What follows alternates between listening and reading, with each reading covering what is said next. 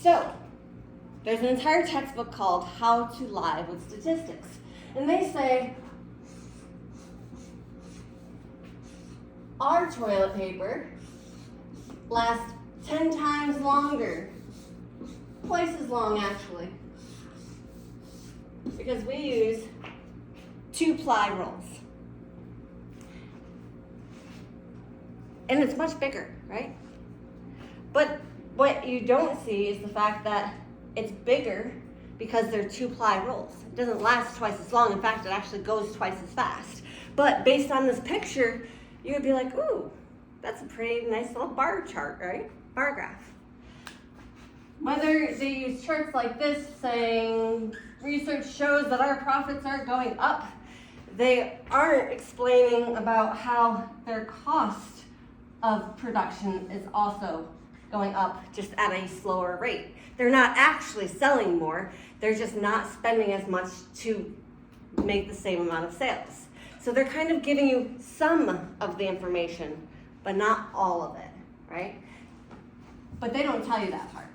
They just say sales are going up, stock prices are increasing as well. So people can kind of pick and choose what information they share with you to support whatever they want to say. If you are writing an essay, maybe, let's say the death penalty, capital punishment. Are you going to be looking for sources that explain why we should bring capital punishment back? Why we should have public executions? Probably not. You're only going to be searching for why it's bad. You're not really going into it with an open mind. You're kind of cherry picking the data to support what you want to say. So we have to be very careful about doing that. We want to make sure we go into our research with an open mind and say, what are both sides? And then write your essay. All right, attribution and plagiarism. Let me get rid of this little thingy here so you guys can actually see what I'm talking about. Oh, this stuff stinks. All right, so give credit where credit is due by properly citing sources for ideas, text, and data borrowed from others. This is called avoiding plagiarism. Notice it's avoiding plagiarism. It's not completely soundproof, but what it does is it kind of protects your ass. Think of it this way. If you cite a source who cited somebody else, but they cited them incorrectly, but you only cited the person that you read, you're safe because they should have checked the information that they were giving. All right? So even if they misspell something, you write it exactly how you see it. Okay?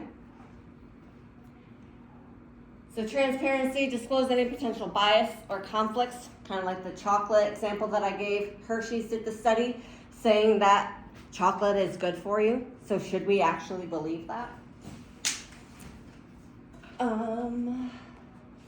Write with fairness and respect. Consider the potential impact of your words on others and engage in a constructive way. And then, of course, there's the writer-reader contract. Essentially, our readers are trusting us.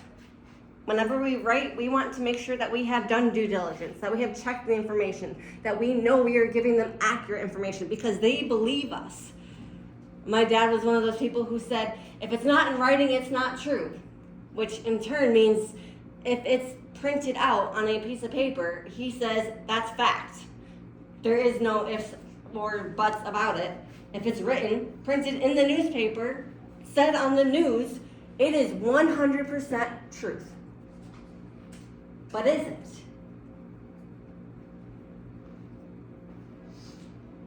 All right. So you want to make sure that you are upholding the contract by being clear, honest, fair, and fostering the trust between the writer and your audience. So you do this by avoiding certain things. You want to make sure you avoid plagiarism. Now that could be intentional or even unintentional. So stealing and presenting somebody else's words or ideas as your own. Using AI without stating the fact that you used AI is plagiarism. Asking your friend to help you with your essay and what ended up happening is they wrote the entire thing for you. Oops, that's plagiarism. having somebody read your essay and they say, oh wait, hang on, let me add a sentence. That sentence is now plagiarism. Even doing something where you cite a source, you use a quote from a source, but you forgot to use the quotation marks and you forgot to say their last name when you use that information, that's plagiarism, right? Even using their ideas could be plagiarism, right? So even using AI to generate a topic, that could be plagiarism. Fabrication, making up data or information, you can't just come up with things out of thin air, right? You have to have sources that tell you the information that you have. That kind of goes along with falsification, misrepresenting or altering existing data. So if you find a study that says more people like pink than blue, and you're like, well, I kind of disagree with that, so I'm just going to say that the study actually says that more people like blue instead of pink. That's falsification. Misleading the reader by intentionally ignoring evidence that contradicts your ideas to support your own your own viewpoint is also considered unethical, right? All right. So one of the things that I will tell you about my classes, have any of you guys ever written an essay where it's like the teacher says, you have to write an essay supporting something. Well, I'm trying to think of an idea here. All right, we're gonna do it. Maybe not this topic specifically, but if a teacher were to say, I want you to write an essay in the support of abortion, whether or not you agree with it, I want you to tell me why it's a good thing. Is that ethical? No, absolutely not. That would be unethical of me to ask you to write an essay about a topic that you don't actually support. But what if I said, I want you to write an essay that goes against abortion? And you can only write it about that. Is that ethical? No, absolutely not. Because whether you're for or against it, the point is that I'm telling you what to write and how to write it and what evidence you can and cannot use. That's not being very ethical, right? So I will never ask you to write anything that you don't believe in, okay? So if I say we are going to be writing an essay on abortion, which we aren't, I don't think. So if we were to be writing an essay on the topic of abortion, I would tell you either for or against, or indifferent. Just share the information. You don't have to pick a side.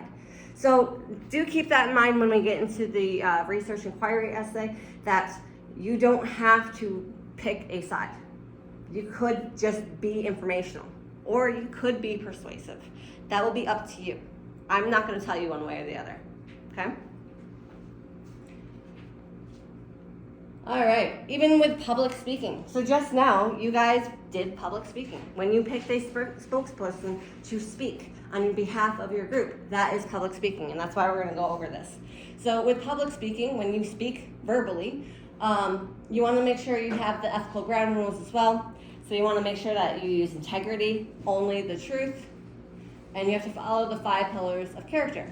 So trustworthiness, respect, responsibility, fairness, and civic-mindedness. For the sake of time, I'm not going to go over each of those, but just keep in mind that you want to make sure that you're being trustworthy, that you're showing your audience respect, that you have a responsibility to take accountability for your words and your actions, and that you are being fair to both sides, and also you're encouraging your audience to participate. These notes will be posted on Brightspace, so if you want to look over them on your own time, you're more than welcome to. So even when you're just kind of talking in class, you want to make sure that you are still following the rules of being ethical, right? Sharing where you got the information. You know, according to John Smith, in his study on apes, he found that ethical writing is this, that, or the other thing. Yeah, I'm making stuff up at this point. All right, so to make sure that you are being ethical, you want to check for certain things. You want to make sure that your goals are ethically sound. So not for personal gain, but rather the benefit of the people. You want to make sure that whatever you are writing or saying or doing is not for your own gain, but for the benefit of society. You also want to make sure that you are fully prepared. If you had to give a speech to your class and you did nothing, you did no research, you didn't prepare, you didn't practice, you didn't make index cards, and you just went up there and you're just like, well, I'm going to tell you everything I know about bananas. And then you just ramble on about random stuff that doesn't really make sense. It's not really coherent. In fact, it's just stuff that you've heard from here, there, and everywhere. You did no research. You're just making stuff up. That is a waste of everyone's time, right? That is not fair to your audience, so don't do that. If you are going to be doing a presentation, make sure that you do due diligence. You know what I mean. And you also want to make sure that what you are saying, what you are talking about, is relevant to your audience. You guys will notice that anytime I think I'm going to say something that you might have a hard time being like, how does this apply to us? I try to explain it, right? So even though I had a section on here about public speaking, you might be thinking, but we're not in the public speaking class. We're in a writing class. Why do I care about public speaking? And then I explained to you how you guys do public speaking in this class. When you raise your hand and ask a question, that is considered public speaking, right? All right, so when you are talking out loud, you want to include the name of your source, the title of the information that you got it from, publication type, whether it is an article, a blog, a website, an academic, scholarly journal. And you also want to include the source type. Date. We already have publication type. Okay, so you want to include the date. In 2000, he said it. Oh, and there's the year.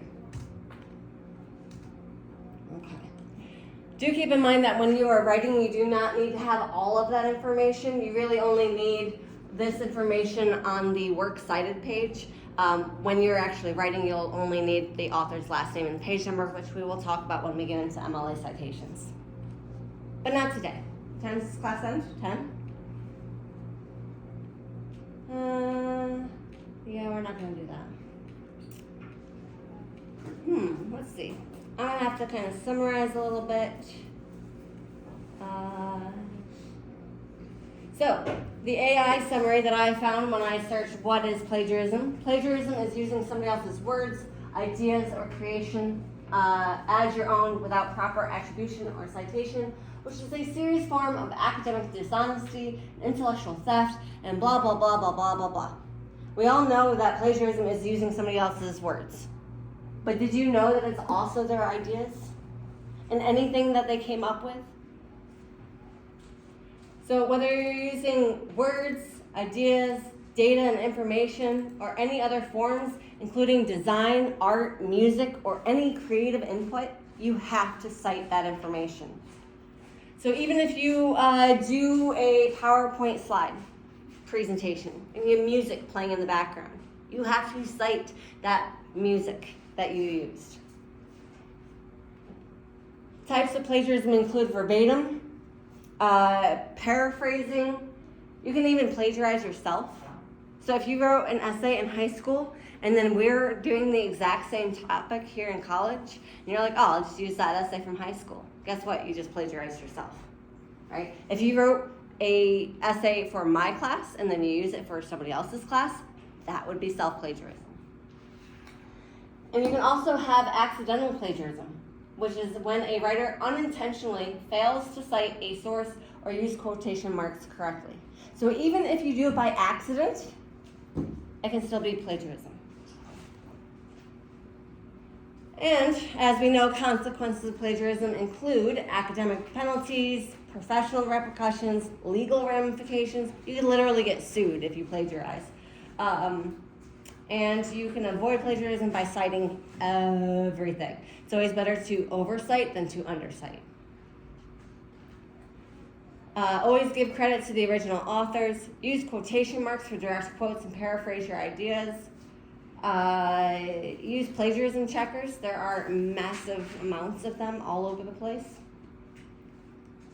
I think there's only one that's authorized by the college. Anyone know which one that is? I'll find out for you. I'll know next class. All right, and the only information that doesn't require a citation is anything that's common knowledge, something that's been around since antiquity, like according to Plato, kind of thing.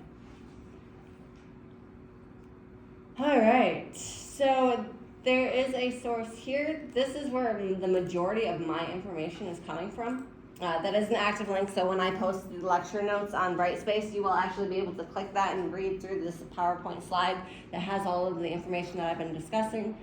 We're going to skip all that. Basically, this part is just talking about how there was a historian who had to resign from the Pulitzer board after allegations of plagiarism. A biochemist had to resign. A famous musician was found guilty of unconscious plagiarism. Basically, they wrote a song that they thought they had never heard before, and turns out it was something that they heard when they were a kid, and they had like recreated it in their own brain because they forgot that they had ever heard it, and then they get found guilty for plagiarism. Like, insane. Let's see, a college president was forced to resign after allegations that he did during a speech. A member of Congress had to step down. A psychologist lost his doctoral degree because of it, right? So all of these things are serious consequences. Let's see here. There are certain guidelines that you want to make sure that you follow when you are writing ethically. That is, always acknowledge your contributors. Any verbatim text taken from another source must be enclosed in quotation marks. Acknowledge every source that you use. If you summarize or condense into your own words or a substantial amount of material into a short paragraph or perhaps even into a sentence, you still have to cite that. And whether you're paraphrasing or summarizing, you must always identify the source. So all of those things are saying the exact same thing, which is if you are using a source, tell your audience that you are using somebody else's words or ideas, not your own.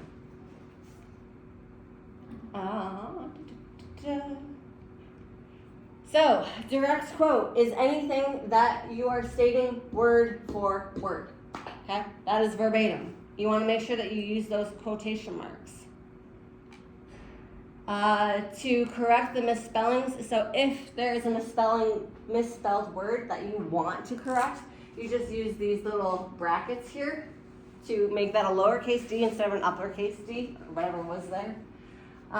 You can also put the entire word into the brackets, or you could say exactly how they did it and just write sick in brackets, just like that. And that way, your teacher or whoever's reading your material doesn't think that you made a typo.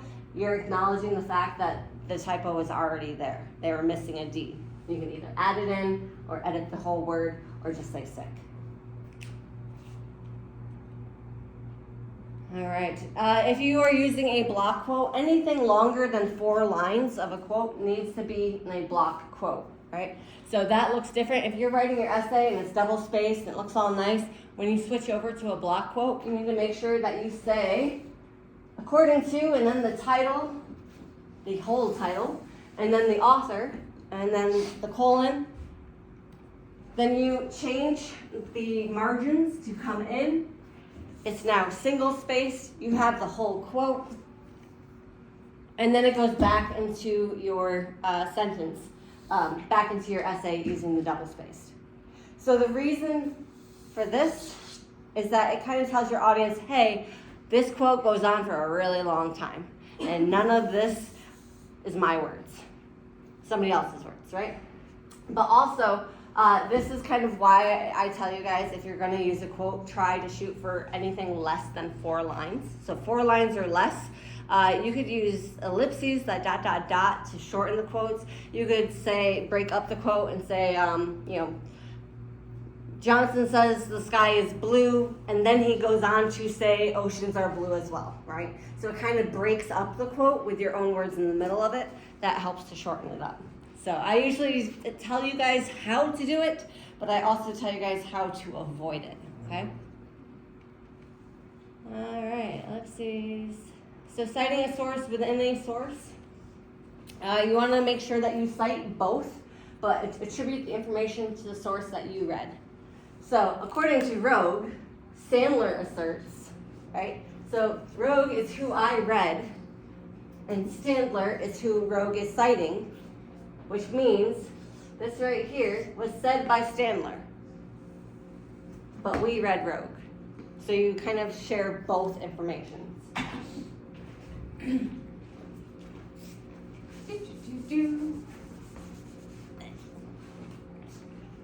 All right, when you're using a quote within a quote, this is how you cite it. Where'd my marker go? There it is. All right, so you use a single and double quotation marks.